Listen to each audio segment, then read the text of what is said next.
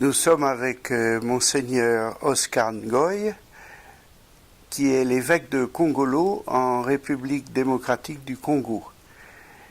Nous allons lui poser quelques questions pour profiter de son passage à la rue Lomont. Depuis 2007, vous êtes évêque de Kongolo en République démocratique du Congo. Quels effets le massacre du 1er janvier 62 a eu ou a encore sur le diocèse? Merci Jean-Yves. La question est importante, d'autant plus que je suis spiritain et évêque de Kongolo, évêque du lieu où le massacre a eu lieu.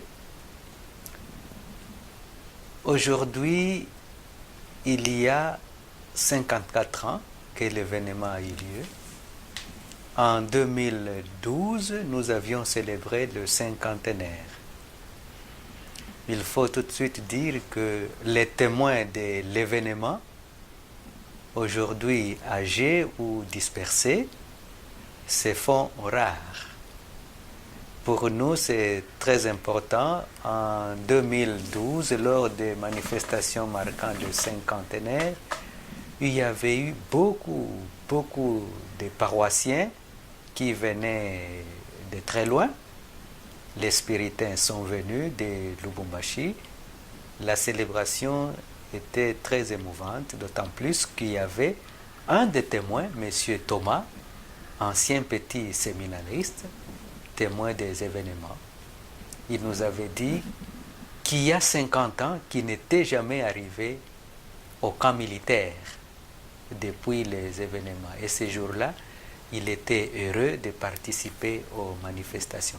Pour nous, je crois, pour le diocèse de Kongolo, l'événement est positivé parce que nous voyons beaucoup de vocations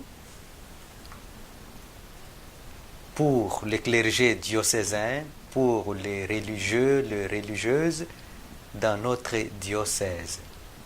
Au moment des événements, il n'y avait que 4 ou 3 prêtres congolais originaires de Kongolo. Aujourd'hui, nous avons 96 prêtres diocésains de Kongolo.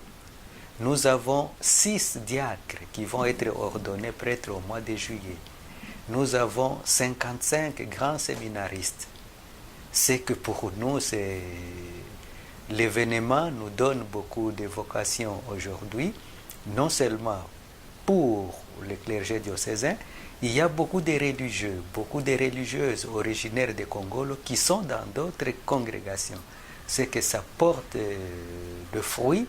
L'engagement et le dynamisme de notre diocèse vient de cet événement. Et sur quoi axez-vous principalement la pastorale diocésaine? La pastorale de notre diocèse a 3 à 5 axes. Le premier axe que nous avons envisagé, c'est la dynamisation des communautés chrétiennes. Notre diocèse est un diocèse rural. Les paroisses, le siège des paroisses sont très éloignés des villages. Il faut des communautés chrétiennes dynamiques pour pouvoir soutenir l'action pastorale.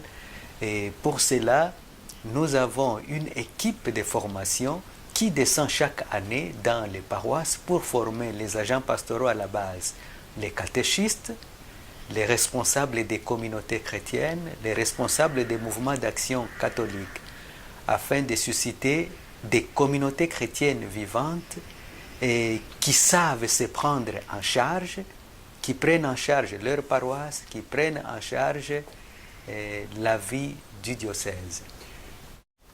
Et combien d'habitants et de paroisses compte le diocèse? Le diocèse compte environ 1 400 000, 1 300 000 selon les estimations actuelles. Et nous avons 17 paroisses et 6 autres en voie de création. Et quels sont les plus gros problèmes pastoraux, économiques et sociaux de votre région? La région étant rurale et ayant souffert beaucoup des atrocités de la guerre, il y a la pauvreté économique dans les villages, surtout chez les paysans. Nous n'avons pas de routes, les gens ne savent pas évacuer leurs produits, ce qui fait qu'ils ne profitent pas beaucoup de leur travail. Alors nous sommes en train de voir avec notre bureau de Caritas comment essayer d'apporter un plus à ces paysans pour qu'ils puissent vendre leurs produits et avoir des moyens pour tenir, pour faire étudier les enfants, pour se faire soigner et pour aménager leur vie correctement. Il y a le problème, nous avons un clergé jeune, nous sommes aujourd'hui à 96, demain nous sommes à 100. Il faut voir comment l'avenir de notre clergé, comment faire face aux problèmes logistiques dans notre diocèse. Et vous avez été provincial des Spiritains en RDC.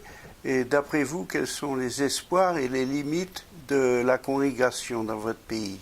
Les espoirs, c'est que la congrégation est jeune, le nombre de nos confrères augmente chaque année, les confrères sont dynamiques dans leur travail, mais l'effectif n'arrive pas à couvrir tous les besoins pastoraux. Nous trouvons de temps en temps aujourd'hui des confrères qui sont presque seuls dans une paroisse. C'est qu'il y a un problème de l'effectif. La congrégation devrait penser à y affecter beaucoup de jeunes, surtout à Congolo, puisque Congolo marque une histoire avec la congrégation.